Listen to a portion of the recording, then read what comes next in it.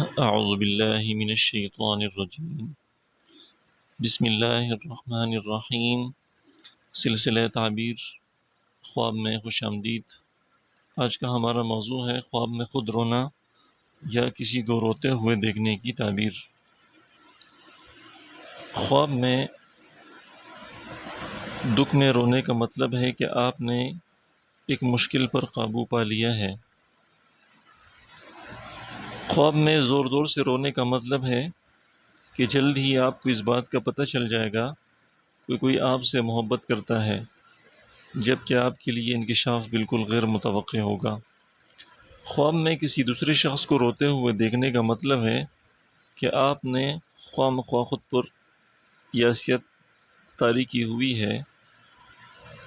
خواب میں افسوس و دکھ سے رونا خیرت انگیز طور پر اچھی معاشی صورتحال اور محبت میں کامیابی کی علامت ہے۔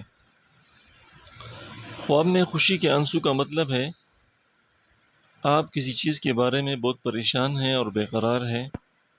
غصے سے رونے کا مطلب ہے کہ آپ نے کے قریبی ساتھی آپ کے بارے میں بدخواہی کی گفتگو کرتے ہیں۔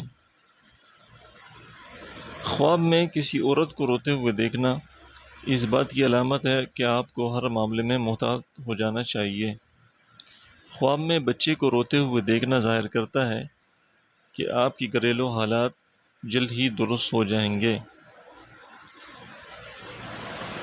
خواب میں آنسو روکنے کی تعبیر۔ آنسو روکنے کا مطلب ہے کہ آپ کو اپنے کام کے معاملے میں کوئی وضاحت دینا پڑے گی۔ وَمَا عَلَيْنَا إِلَّا الْبَلَاغُ